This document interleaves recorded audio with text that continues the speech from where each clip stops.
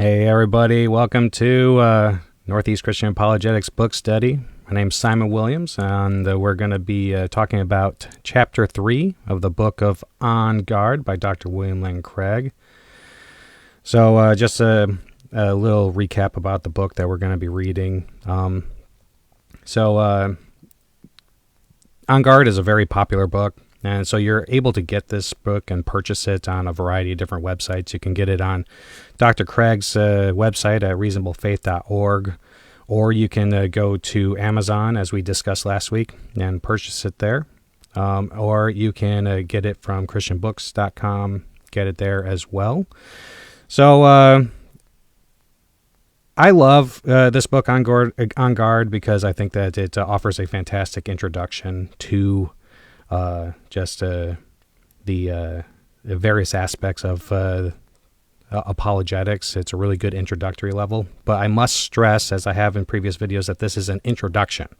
Okay, and a lot of these arguments that we're going to be talking about in the book are great because they act as fantastic springboards for further discussion on these arguments. So we can get really into the weeds here, but on this book study, I just want to kind of stick with the spirit of On Guard and introduce the arguments and go into a little detail and answer any questions that you guys provide in the comments section. So if you ever have any questions or anything that pops up, don't hesitate to comment, and I will address them to the best of my knowledge. And if I can't answer them, I will take note of them, and I'll figure out how to get an answer and try to get back to you as soon as I can. Talking a little bit about today's argument. Today's argument is going to be the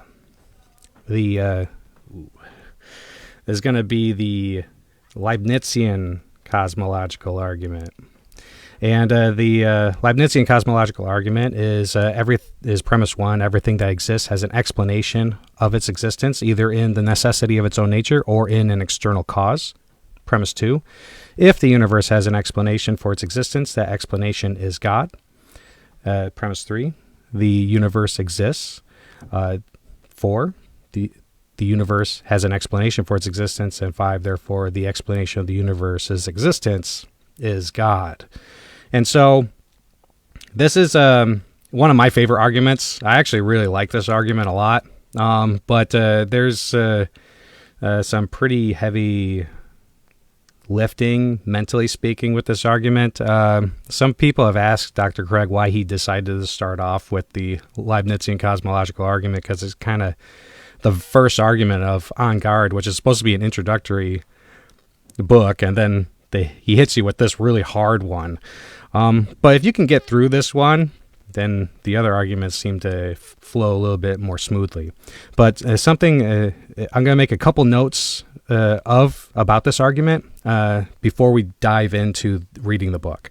The first thing I want to mention is that it's really important to understand the difference between contingency and necessity. All right, we're going to be talking about that while we read the book, but contingency is basically the notion of it's talking about a thing that could have failed to exist. All right, and that's contrasted with necessity. A thing that is necessary is something that cannot fail to exist. And it seems kind of simple when we think about it like that, but it kind of gets complicated when you really dive into it. But we'll begin into that more as we discuss the book more. Another thing to note is what is being meant here with regard to explanation. Okay?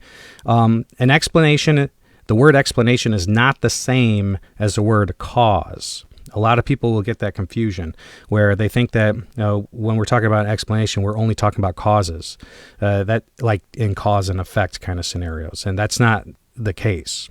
What we're talking about is an explanation. So in this form of what's called the PSR, or the principle of sufficient reason, which is the first premise that you see right there. That one, that's a principle of sufficient reason. And one of the explanations provided is that something exists by the necessity of its own nature. And so there is no cause for that being's existence, but nevertheless, there's an explanation for it, which is by its own nature. That being must exist. It cannot fail to exist. So the last thing I want to talk about is that the importance of the PSR itself, the principle of sufficient reason. This argument really kind of hangs or falls on the first premise, I think. Whether or not the principle of sufficient reason is more plausibly true than its negation, whether it's more true than the opposite. And I personally am convinced that the principle of sufficient reason it holds, and we'll be discussing that in the book. But like I said, don't hesitate to leave a comment discussing or asking questions or concerns or anything like that, and I will try to address them to the best of my knowledge, or I'll get back to you. So this book, this chapter is really going to be dealing with the Leibniz. And so without further delay, let's go ahead and jump into chapter 3 of the book of On Guard. All right, so Dr. Craig decides to preface this chapter with a verse from the Bible, a couple of verses, which is John chapter 1, verses 1 and 3, which read, very well-known verses. In the beginning was the Word, and the Word was with God, and the Word was God. All things came into being through him, and without him, not one thing came into being. All right, so Dr. Craig says, Keokuk was a great place for a boy to grow up. On the banks of the mighty Mississippi River in the southeastern toe of Iowa that hangs down over Missouri, Keokuk is Mark Twain territory. As kids, we had every kind of pet we could catch. Frogs, toads, snakes, salamanders, rabbits, birds, stray dogs, cats that wandered by our yard, even a bat and a possum. You could see the stars clearly at night in Keokuk, too. I remember as a boy looking up at the stars, innumerable in the black night, and thinking, where did all this come from? It seemed to me instinctively that there had to be an explanation why all this exists. As long as I can remember then, I've always believed in a creator of the universe. I just never knew him personally. Only years later did I realize that my boyhood question, as well as its answer, had occupied the minds of the greatest philosophers for centuries. For example, G.W. Leibniz, co-discoverer of calculus and a towering intellect of 18th century Europe, wrote, "The first question which must rightly be asked is, why is there something rather than nothing? In other words, why does anything at all exist?" This, for Leibniz, is the most basic question that anyone can ask. Like me, Leibniz came to the conclusion that the answer is to be found not in the universe of created things, but in God. God exists necessarily, and is the explanation why anything else exists. All right, so Leibniz, a little bit about Leibniz. So he was a German philosopher who lived in 1646 to 1716. He was a philosopher, mathematician, and a logician. He invented differential and integral calculus at about the same time as Sir Isaac Newton did. In fact, he spent the last 5 years of his life defending himself against the accusation that he had stolen Newton's ideas and published them. Today, most historians agree that Leibniz did invent calculus independently. So we're up to the first section of the book, which is Leibniz's argument.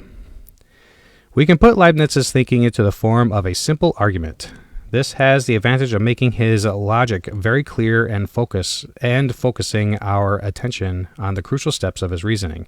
It also makes his argument very easy to memorize so that we can share it with others. You'll find, we'll be discussing the argument map. In the first video of this series, I presented to you an argument map, and we'll be going through that at the end of this.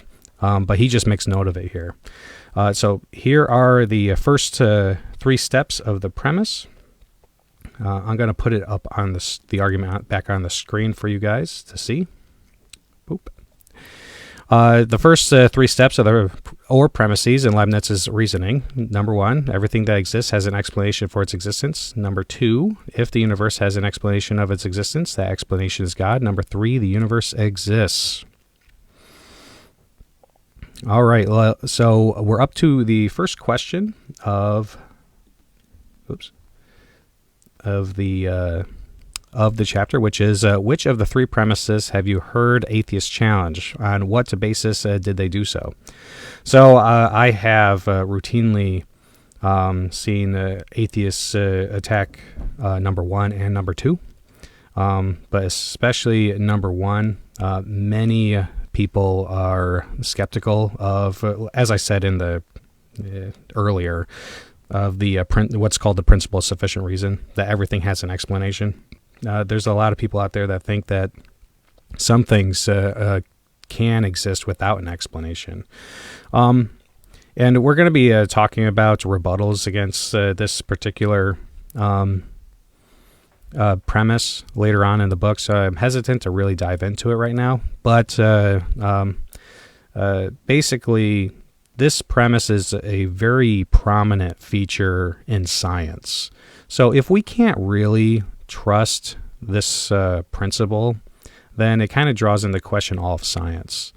And I've found that worldviews like naturalism, and I can understand why atheists are hesitant to agree with the principle outright, because if naturalism is true, then it doesn't seem like there should be any justification for believing that it's true, because there isn't really any explanation for most things about the universe. But we won't dive into that too much.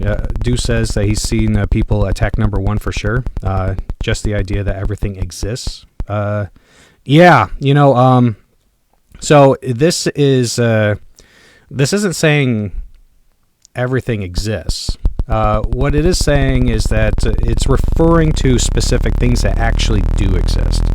So it's not saying that all potentially existing things are actual, or like that everything is everything is real, but it's just referring to everything that actually exists. And so if someone's like, the first premise doesn't make sense because we know that some things don't exist, you can be like, yeah, that's true, and that's not really what the argument is talking about. All right, you saying you're getting some feedback on the noise, on the sound. Let me see if I can make it better on my end. All right, let me know if that is better. I lowered my my input a little bit. Maybe that'll make it better. I'm not sure. But guys, just let me know about the audio. Sometimes you have to, it comes and goes. Yeah, I noticed last week that after I watched back the video that my sound was having a weird feature in it, and I didn't really spend any time troubleshooting it this past week, so we'll see how it goes. Man, me and sound, I'm telling you, I always have some sort of issue with sound, but God willing, we can get through tonight without too much issue. All right, so that's about it for that question down there. Which of the three premises have you heard atheists challenge? Not very many atheists are really arguing whether or not the universe exists. And to be frank with you, I'm pretty sure I've come across some people challenging the idea that the universe exists, and I don't even bother responding to those kind of things because it seems pretty obvious to me that the universe exists, and it's not really worth getting into. But yeah. So going back to the book, referring to those three premises, Dr. Craig says that's it. Now, what follows logically from these three premises? Well, look at premises 1 and 3. Read them out loud if that helps. If everything that exists has an explanation of its existence and the universe exists, then it logically follows that the universe has an explanation of its existence. Now notice that premise 2 says that if the universe has an explanation of its existence, that explanation is God.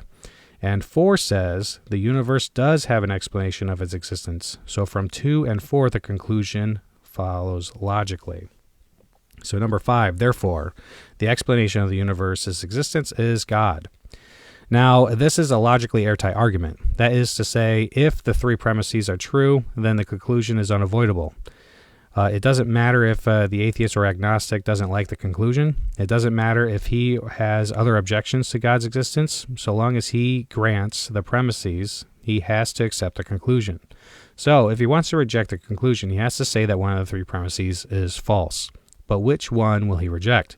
Premise 3 is undeniable for any sincere seeker of truth. Obviously, the universe exists. So the atheist is going to have to deny either 1 or 2 if he wants to remain an atheist and be rational. So the whole question comes down to this. Are premises 1 and 2 true, or are they false? Well, let's look at them. So we're moving on to premise 1. And the first objection is, let me bring that other one down. An objection to premise 1, God must have an explanation of his existence. So, Dr. Craig continues, at first blush, premise 1 might not seem vulnerable in an obvious way. If everything that exists has an explanation of its existence and God exists, then God must have an explanation of his existence. But that seems out of the question. For then the explanation of God's existence would be some being greater than God. Since that's impossible, premise 1 must be false. Some things must be able to exist without any explanation. The believer will say God exists inexplicably. The atheist will say, why not stop with the universe? The universe just exists inexplicably. So we seem to reach a stalemate. All right, let me pop up here this. So what we're talking about is the difference in necessary or contingent. That's what we're going to be talking about next in response to this objection, which is so things that exist necessarily exist by the necessity of their own nature. It belongs to their very nature to exist. Things that exist contingently can fail to exist, and so need an external cause to explain why they do in fact exist. Okay, so let's see here. Up. We're up to the next one. Answer is, so we're answering the objection. Some things exist necessarily. Not so fast!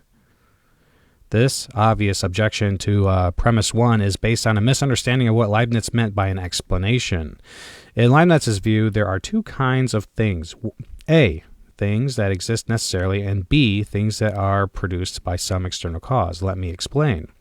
Things that exist necessarily exist by the necessity of their own nature. It's impossible for them to not exist. Many mathematicians think that numbers, sets, and other mathematical entities exist in this way. They are not caused to exist by something else. They just exist by the necessity of their own nature. B, by contrast, things that are caused to exist by something else don't exist necessarily. They exist, they exist because something else has produced them. Familiar physical objects like people, planets, and galaxies belong in this category. It's pretty much everything is that we interact with is contingent. So when Leibniz says that everything that exists has an explanation of its existence, the explanation may be found either in the necessity of the thing's nature or else in some external cause. So premise 1 could be more fully stated in the following way. Premise 1, which is what I've provided on the screen previously. Let me just throw it up real quick again. Boop. All right, so everything that exists has an explanation of its existence either in the necessity of its own nature or in an external cause. All right, so let's talk about this now. So, if God, he with a capital H, he's him, if he exists at all, why is it impossible for God to have a cause? Okay? So, why would it be impossible for God to have a cause? So, it's commonly said in response to this is that if God has a cause, then whatever caused him would have to be a being that is worthy of greater worship than the God that we worship. So he wouldn't actually be God. He'd be dependent on something else. He wouldn't be the ground of reality. He wouldn't be the maximally great being that is worthy of all worship. And that's what most people... there's a lot of definitions for God, but a really good one, or at least seems to be a strong biblical one, is that a capital G God is a being that is worthy of all praise and honor. And so a feature of that is whether or not it's dependent. So if that being is dependent on something else, then why isn't that other thing worthy of more honor and praise, you know? So that's one feature of it. And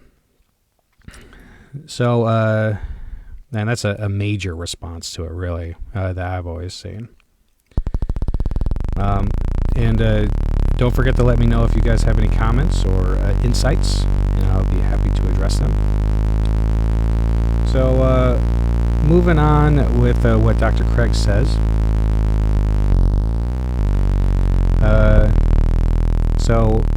But now the objection falls to the ground. The explanation of God's existence lies in the necessity of his own nature.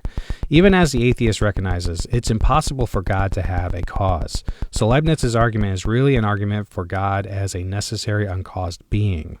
Far from undermining Leibniz's argument, the atheist's objection to premise 1 actually helps to clarify and magnify who God is. If God exists, he is a necessarily existing uncaused being.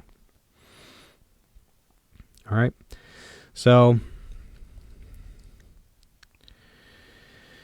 going back to the question real quick, is that if it's why is it impossible for God to have a cause? Is that if God is contingent and needs an explanation, it kind of goes back to what I already said. Then the explanation seems more godlike than God. All right, so we're going to move on to a defense of premise 1, which is size doesn't matter. All right, so size doesn't matter. So what reason might be offered for thinking that premise 1 is true? Well, when you reflect on it, premise 1 has a sort of self-evidence about it. Imagine that you're hiking through the woods and you come across a translucent ball lying on the forest floor. You would naturally wonder how it came to be there. If one of your hiking partners said to you, "Hey, it just exists inexplicably, don't worry about it," you'd either think that he was crazy or figured that he just wanted you to keep moving. No one would take seriously the suggestion that the ball existed there with literally no explanation. Now suppose you increase the size of the ball in the story so that it's the size of a car. That wouldn't do anything to satisfy or remove the demand for an explanation. Suppose it were the size of a house, the same problem. Suppose it were the size of a continent or a planet, same problem. Suppose it were the size of the entire universe, same problem. Merely increasing the size of the ball does nothing to affect the need for an explanation. All right, so that was his defense of premise 1. He's going to move on to another defense, which is called the taxicab fallacy. So sometimes atheists will say that premise 1 is true of everything in the universe, but not true of the universe itself. Everything in the universe has an explanation, but the universe itself has no explanation. So the taxicab fallacy is, and what a fallacy is a fallacy is an error in reasoning. Fallacies can either be formal or informal. A formal fallacy involves breaking the rules of logic. An informal fallacy involves an argumentative tactic that is illicit, such as reasoning in a circle. So he's going to be talking about the taxicab fallacy here. And this would be an informal fallacy. So, but this response commits what is aptly called the taxicab fallacy. For as the 19th century atheist philosopher Arthur Schopenhauer quipped, premise one can't be dismissed like a hack once you arrived at your desired destination. You can't say everything has an explanation of its existence and then suddenly exempt the universe. It would be arbitrary for the atheist to claim that the universe is the exception to the rule. Recall that Leibniz does not make God an exception to premise one. Our illustration of the ball in the woods shows that merely increasing the size of the object is the object to be explained, even until it becomes the size of the universe itself, does nothing to remove the need for some explanation of its existence. Notice, too, how unscientific this atheist response is. For modern cosmology, the study of the universe is devoted to the search for an explanation for the universe's existence. The atheist attitude would cripple science, as I mentioned earlier. So he goes on to explain what science is. Cosmology is. So cosmology is the study of the large-scale structure and development of the universe. The key word cosmos means orderly arrangement or world. Pythagoras may have been the first person to use this word to refer to the universe. Okay, so we're up to the next section. This chapter isn't very long, so we're moving through these sections real quick. So the next section that we're up to now is another atheist fallacy. It's impossible for the universe to have an explanation. So some atheists have tried to justify making the universe an exception to premise one. They say that it's impossible for the universe to have an explanation of its existence. Why? Because the explanation of the universe would have to be some prior states of affairs in which the universe didn't exist yet. But that would be nothingness, and nothingness can't be an explanation of anything. So the universe must just exist inexplicably. All right, so we're up to the next question. Let's drop this one down. Bop. All right, so this next question is, it's hard to imagine nothing. We can imagine empty space, but empty space is something, not nothing. Try to imagine that only God exists. Not the universe, not empty space, not even time. What goes on in your head when you try to conceive of this? Now suppose that not even God exists. So, for a long time, I've thought that it might be possible. It could be a possible state of affairs in which nothing exists, and that's been drawn into question for me because, it seems to be the case that even if you are talking about a state of affairs in which nothing exists, then we're talking about a possible world that isn't actual. And if it is a possible world in which nothing exists, then to me, I think that worlds are things. And so that would be a direct contradiction, So there is no such thing as nothing. So it's logically, so I'm starting to think that it's logically impossible for a state of affairs to exist in which there is just nothing. And so I can't even imagine, I might be able to, I don't even know if I could conceive of a situation, not legitimately. I don't know if I could legitimately conceive of a world in which there is actually nothing. And if it is the case that I think that we could conceive of a world in which that contains nothing, it's still a thing. It wouldn't be nothing itself, but it doesn't have any other additional features. But even then, there needs to be some sort of, if the PSR, the principle of sufficient reason, is valid, then there needs to be some sort of explanation for why that world is actual rather than not. And so it doesn't even seem to be the case that a a world that contains nothing and is just a world is a possible world. If there needs to be an explanation for why this world exists rather than that world, then it seems to be the case that there must be some sort of entity that chooses which world to actualize. And to me, that kind of entity naturally is God. So personally, I don't think that there is a metaphysical world out there in which God doesn't reside in. I think that God is a metaphysically necessary being.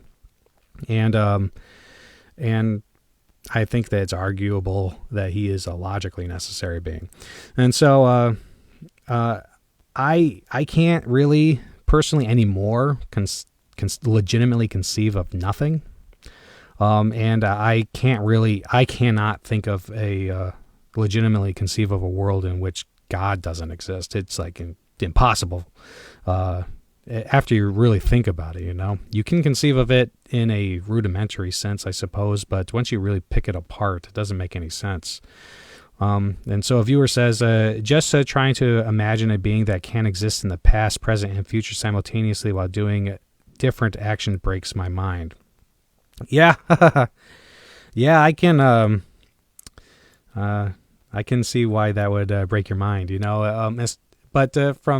and I do think that there are ways of understanding this, because it seems to be the case that there's a lot of people out there that think that God can interact. It can appear that God interacts with us,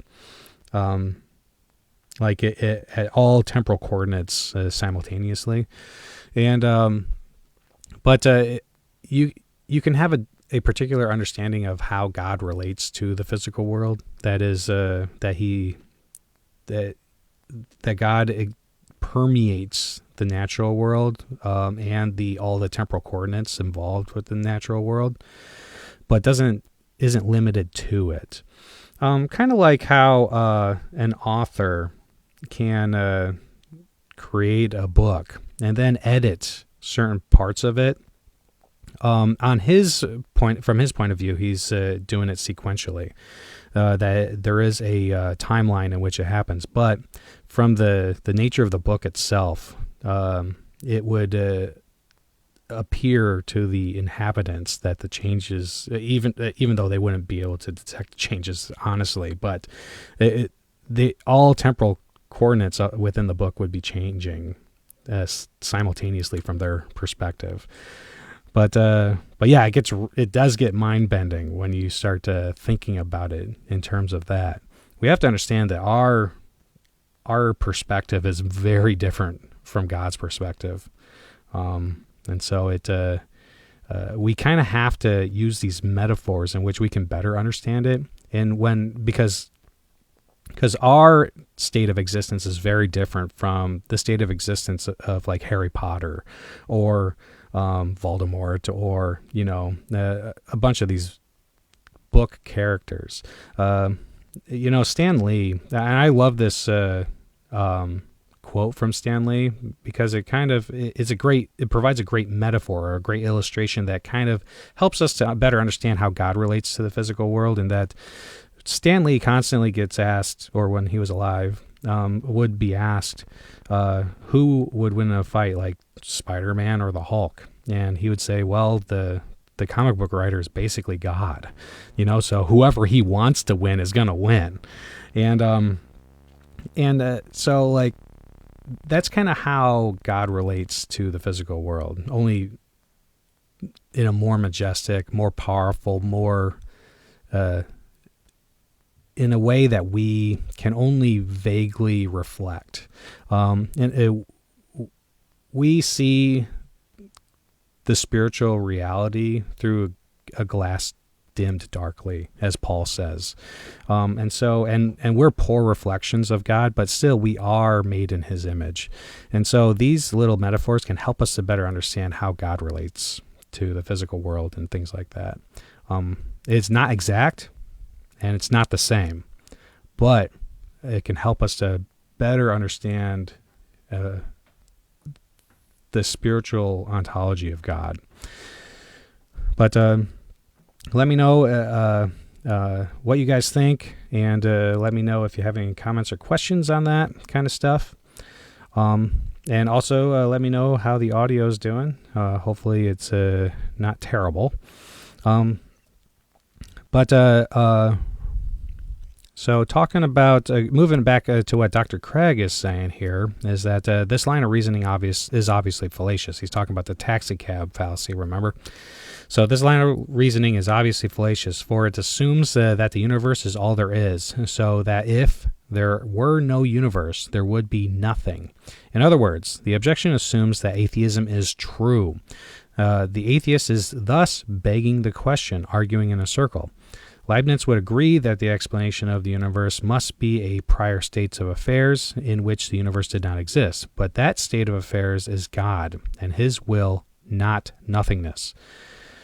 So it seems to me that premise 1 is more plausibly true than false, which is all we need for a good argument. And so he provides us with a definition of, just a second, logical equivalence, which I don't think that I have provided for you guys. A logical equivalence is two statements are logically equivalent if it's impossible for one to be true and the other false. They are either both true or both false. One of the most important logical equivalences is called contraposition. It tells us that any statement of the form if P then Q is logically equivalent to if not Q then not P. The example in the text of statements A and B is an example of contraposition. So, and the reason why he gives us this information is because we're going to be moving on to the second premise of the argument. And just as a reminder, just a second here. So we're going to be on premise 2, and I hope that these little titles help keep you on track with me. And it's a lot easier if you're able to follow along in the book, but I'm trying to help people who have not yet gotten the book, or who are unable for whatever reason to get the book, to follow along more effectively. So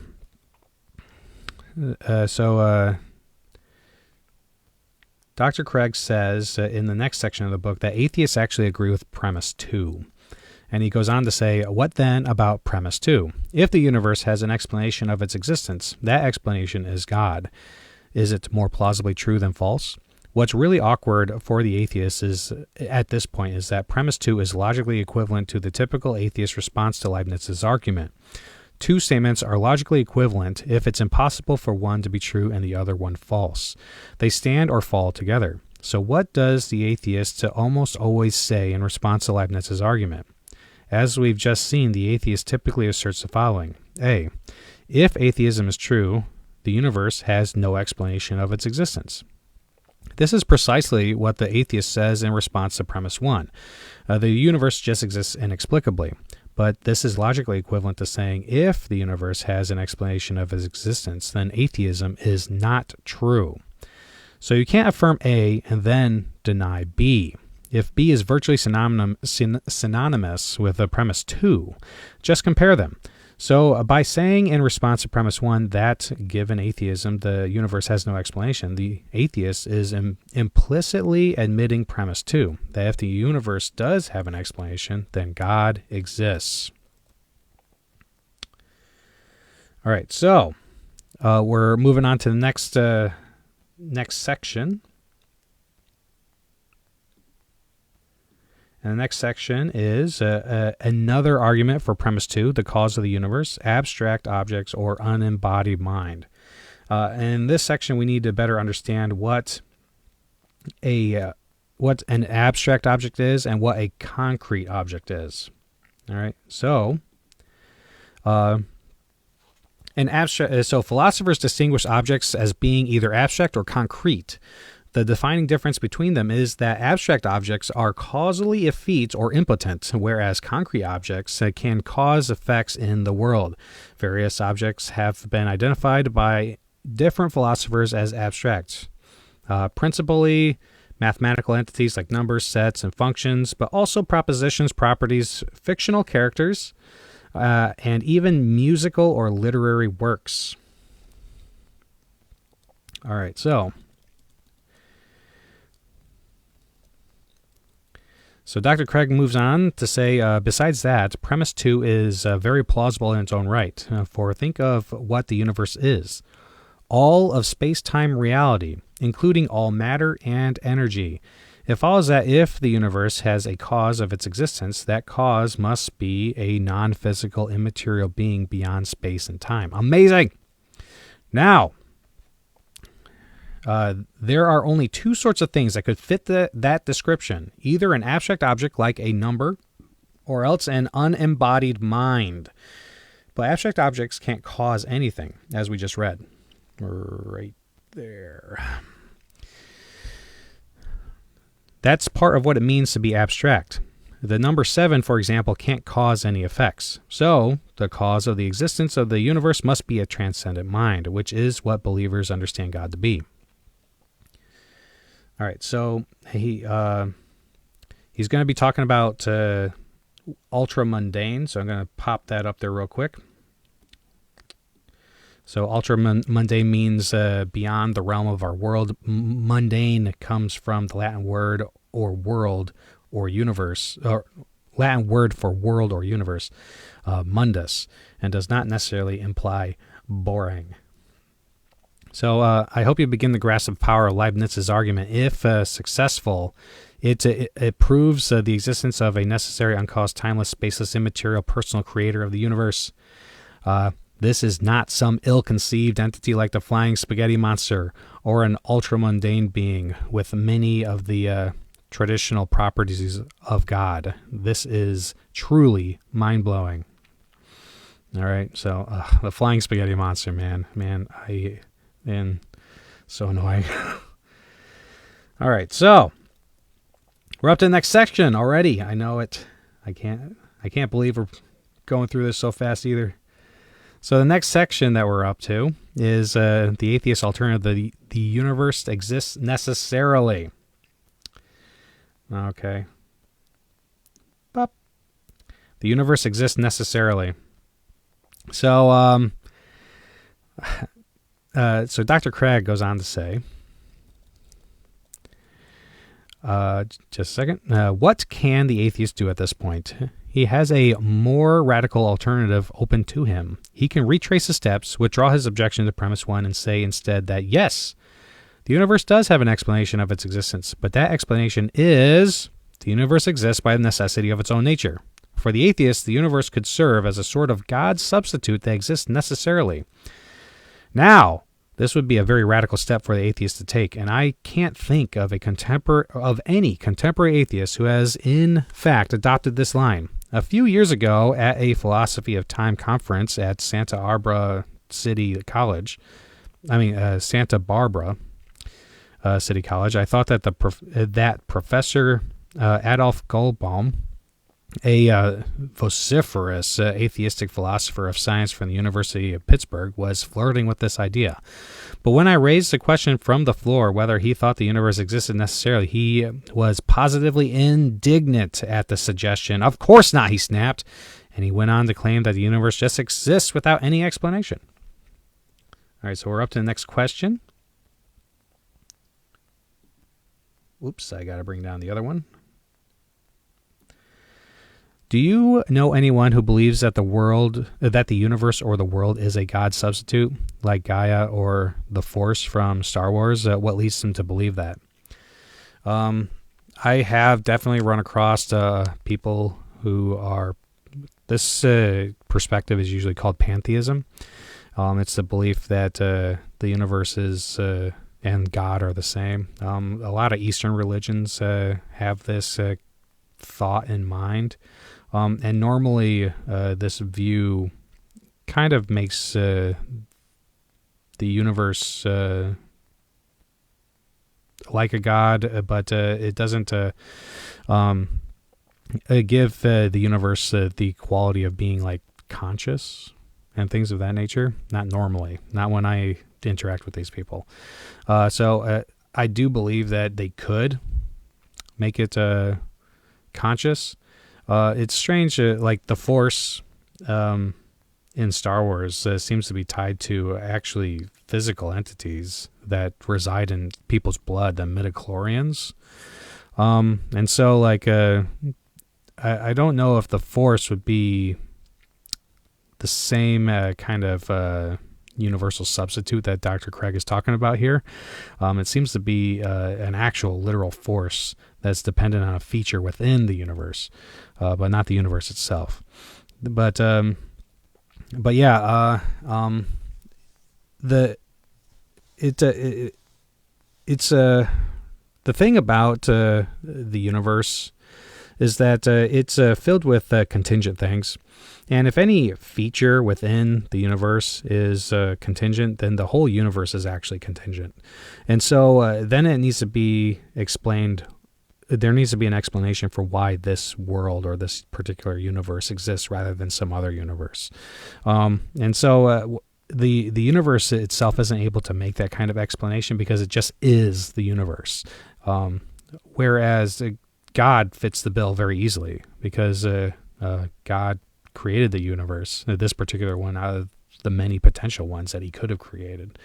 And so a lot of people do believe that the universe, from what I've come across, the people that have believed that the universe is like a God substitute, tend to think that way based off of personal experience and personal intuitions. They have a tendency to really resonate with like Eastern religions in particular, and the spiritual side of the house, and take that on board. I personally am inclined to not believe that way, just because I do think that we do need to have some sort of conscious entity here, and something that is beyond the universe, that explains the universe. Because it just seems to be the case that this universe needs an explanation to me. But let me know what your guys' thoughts are. A viewer says, I have encountered many who worship the earth and try to give it a conscience, like Mother Earth. Yeah. Yeah, that's true. That or they worship themselves. That is a true statement as well. There's also this idea of like, I think it's called sophism, and where the individual thinks that they're the only thing that exists and everything else is a manifestation of their intellect. And so they basically are the universe, and so are able to manifest things in the universe because it's an expression of their will. And that can vary in degrees of belief in the power of the individual, where it can be like kind of simple, like kind of like The Secret. I think that tends to be what people are referring to, but also it could be a straight up like I am God and you all must bow before me. I've actually had a friend that believed that basically, and it was kind of hilarious that he thought that way. Another viewer says, I do not think I have had a clear conversation about the world being a God substitute. Usually they throw everything in there. The world is God. You and me are God. Everything is God. It's usually kind of a vague description. Yeah, I hear you. The vague description. It can be very vague on that, and that it can also be talked about in terms of how this knowledge is a secret knowledge, and that you can find out more about it when you become a more passionate observer of the people that espouse these kind of views.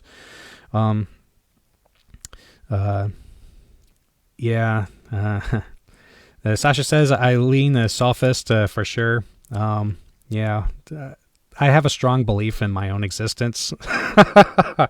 So and I also have a strong belief in my wife's existence. So I don't lean sophist myself. There would have to be some incredibly strong evidence to prove that my brothers or my mom and dad are a manifestation of my own intellect in order for me to really believe that sophism is a viable option. But yeah, that's just me personally. But yeah. So let's see here. So Dr. Craig, if there's nothing else, then we can move on to the next section of the book. And right now, Dr. Craig is saying, the reason atheists are not eager to embrace this alternative is clear. As we look about the universe, none of the things that make it up, whether stars, planets, galaxies, dust, or radiation, or what have you, seems to exist necessarily. They could all fail to exist. Either at some point in the past, when the universe was very dense, none of them did exist. But someone might say, what about the matter that these things are made of? Maybe the matter exists necessarily, and all these things are just different configurations of matter. The problem with this suggestion is that according to the standard model of subatomic physics, matter itself is composed of tiny fundamental particles that cannot be further broken down. The universe is just a collection of all these particles arranged in different ways. Now the question arises, couldn't a different collection of fundamental particles have existed instead of this one? Does each and every one of these particles exist necessarily? And so Dr. Craig has provided us with a little chart here of the different particles that he's referring to.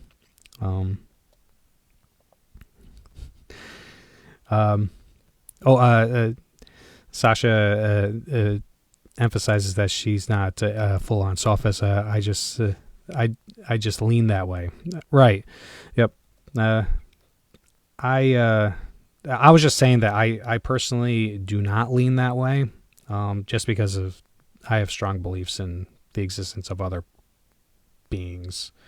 And so I personally can't lean that way until I'm provided strong evidence. And I hear you. You know, there's a lot of people that do lean that way, and I'm just saying why I can't personally. So, all right. So Dr. Craig moves on to say, notice what the atheist cannot say at this point. He cannot say that the elementary particles are just configurations of matter which that could have been different, but that the matter of which the particles are composed exists necessarily. He can't say this because elementary particles aren't composed of anything. They just are the basic units of matter. So if a particular particle doesn't exist, the matter doesn't exist. Now, it seems obvious that a different collection of fundamental particles could have existed instead of the collection that does exist. But if that were the case, then a different universe would have existed. To see the point, think about your desk. Could your desk have been made of ice? Notice that I'm not asking if you have had an ice desk in place of your wooden desk that had the same size and shape. Rather, I'm asking if your very desk, like the one I'm sitting at right now, the one made of wood, which mine is made of wood, if that desk could have been made of ice. The answer seems to be obviously no. The ice desk would be a different desk, not the same desk. Similarly, a universe made of different particles, even if they were identically arranged as in this universe, would be a different universe. It follows then that the universe does not exist by the necessity of its own nature. It's also the case that all the same particles could exist, but just be in different locations. And that also would be a different universe. So you don't even need different subatomic particles for this argument to succeed. You can have all the same particles and they just be arranged differently and still all the same matter, but just to be comprised of different particles. um, like like the water that's in this bottle is actually in this bottle. It's all the same particles. But if the particles that were in the water that were in those bottles were swapped, that would definitely be a different universe. And I'm talking about in this time, in these temporal and spatial coordinates. All right, so similarly, a universe made up of different particles, even if they were identically arranged as in this universe, would be a different universe. It follows then that the universe does not exist by the necessity of its own nature. Now, someone might object that my body remains identical over time, despite a complex exchange of its material constituents for new constituents. We're told that every 7 years, the matter that makes up our body is virtually completely recycled. Still, my body is identical to the body I had before. And analogously, someone might say various possible universes could be identical, even though they're composed of wholly different collection of particles. All right, so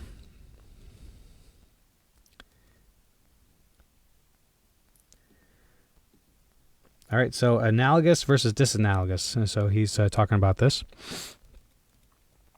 So an analogy is a point of similarity between two things. A disanalogy is a point of difference or dissimilarity between two things. So the crucial disanalogy, however, is that the difference between possible universes is no kind of change at all, for there is no enduring subject that undergoes intrinsic change from one state to another. So universes made up of different particles are not like the different stages of my one body. Rather, they're like two bodies that have no connection with each other whatsoever. All right, so the physics teacher, this is a question that's popping up now. Ask a physics teacher, why do elementary particles exist? Is it possible for them not to exist? Be prepared for the possibility that your physics teacher doesn't want to have this conversation. All right, so I'm just going to leave this on the screen for you guys to consider asking somebody that you know that's well-versed in physics. So why do elementary particles exist? Is it impossible for them to not exist? Okay. All right. So no one thinks that every particle in the universe exists by the necessity of its own nature. It follows that neither does the universe composed of such particles exist by necessity of its own nature. Notice that this is the case whether we think of the universe as itself an object, just as a marble statue is not identical to a similar statue made of different marble, or as a collection or group, just as a flock of birds is not identical to a similar flock made up of different birds, or even as nothing at all over and above the particles themselves. My claim that the universe does not exist necessarily becomes even more obvious when we reflect that it seems entirely possible that the fundamental building blocks of nature could have been substances quite different from the elementary particles we know. Such a universe would be characterized by different laws of nature, even if we take our laws of nature to be logically necessary. Still, it's possible that different laws of nature could have held because substances endowed with different properties and capacities than our fundamental properties could have existed. In such a case, we'd clearly be dealing with a different universe. So atheists have not been so bold as to deny premise 2 and say that the universe exists necessarily. Like premise 1, premise 2 also seems to be plausibly true. All right, so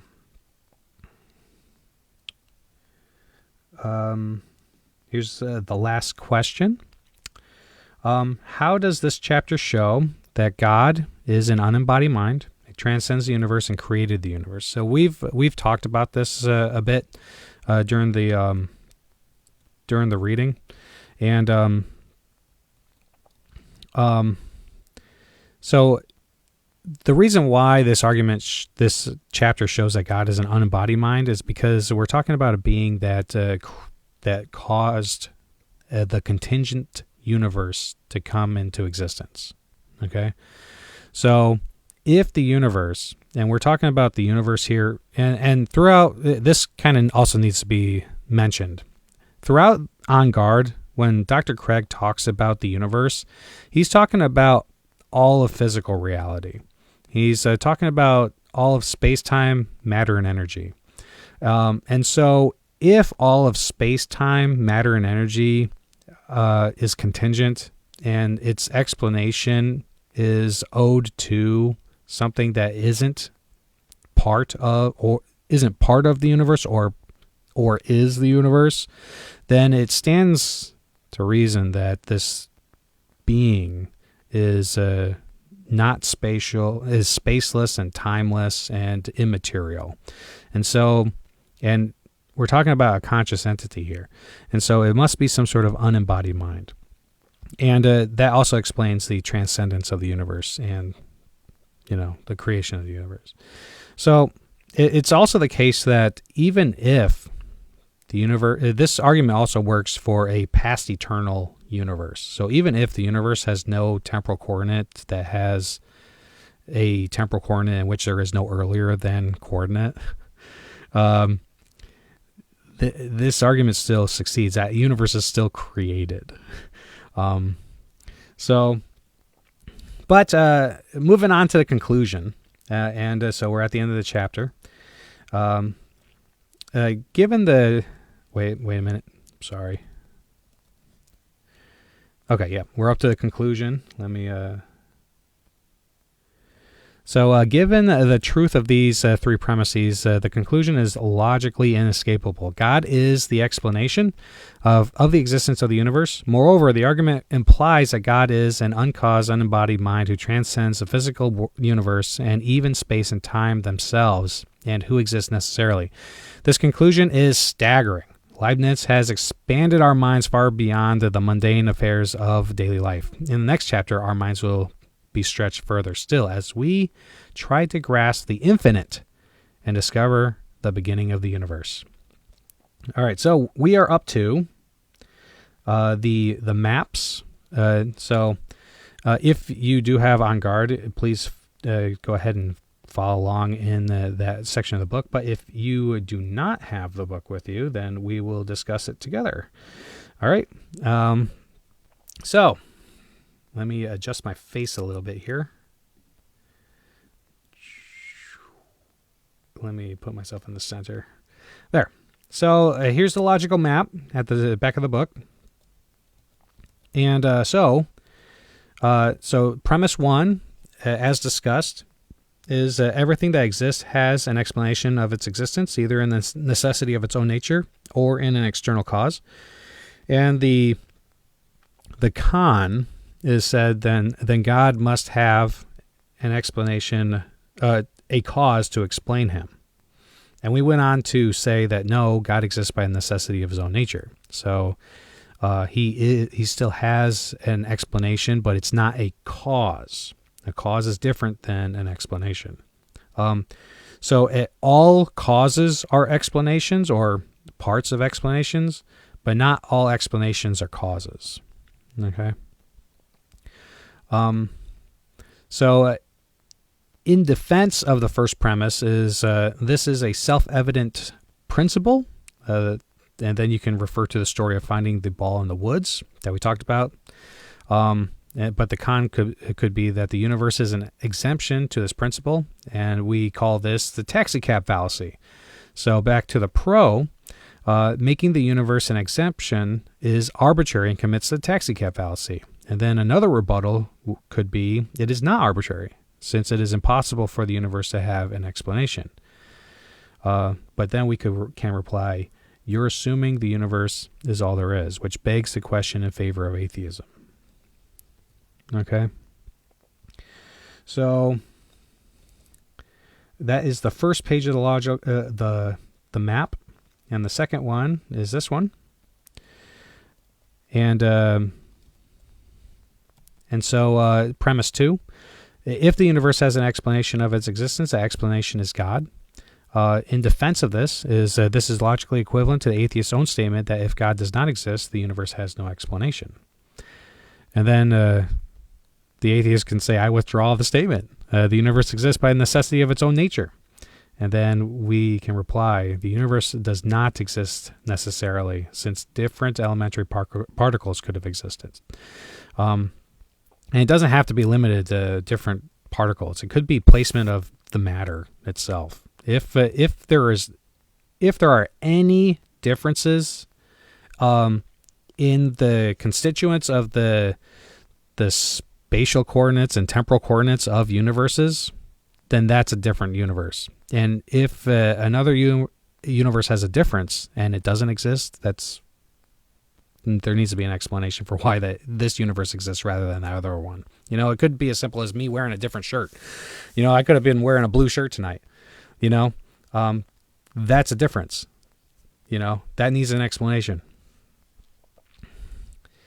So another defense of premise 2 is that as the cause of the space and time, this being must be an unembodied transcendent mind, because we said that there's only two options available, because since the universe is comprised entirely of space-time, matter, and energy, that means that we're only left with abstract objects or an unembodied mind.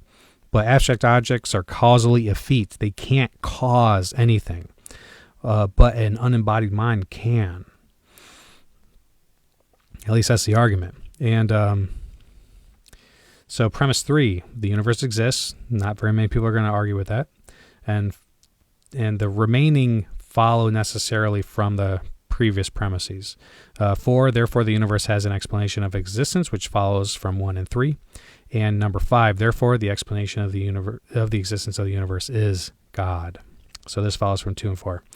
So as I said previously, I'm a huge fan of this argument. I love the contingency argument. I think it's a fantastic argument. I definitely argue in favor for it when I'm given the opportunity to, and I defend it.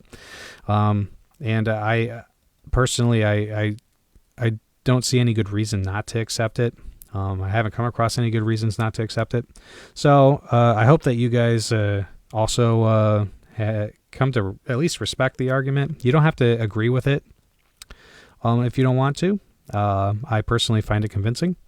But if you do have any questions with regard to it, you know where to find me. You have my email and everything. So, we have reached the end of the chapter. Next week, we're going to be talking about the Kalam cosmological argument. I'm really excited about that one. It's going to be interesting. This was my favorite argument for a long time. Not anymore, but still like it a lot. So I hope that you guys can make it out next Monday. This happens every Monday at 6 p.m. Let me close this out in prayer real quick. Dear Heavenly Father, thank you for this day, and thank you for everyone who was able to show up tonight to this online book study.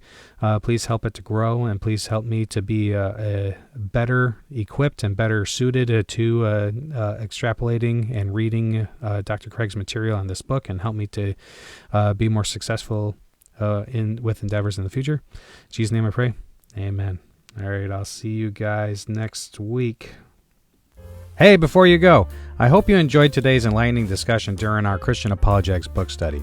It's always a blessing to come together to explore our faith and grow in our understanding. Your participation means the world to me, and I'm grateful for your continued support of Northeast Christian Apologetics. Remember, you can stay connected with me and access valuable resources by visiting my website at nechristianapologetics.com. There you'll find a wealth of articles, videos, and recommended reading material to deepen your knowledge of Christian apologetics. If you're as passionate as I am about equipping believers to defend their faith and engage in meaningful conversations, you can also support this ministry in various ways. One way to support this work is through patreon.com. By becoming a patron, you'll have access to exclusive content, early access to our discussions, and a chance to connect with like-minded individuals who share your passion for Christian apologetics. If Patreon is not your style, some people prefer to give me a one-time tip. And if you'd like to do that, then feel free to do so through Venmo or Cash App. But of course, there are many ways to support me.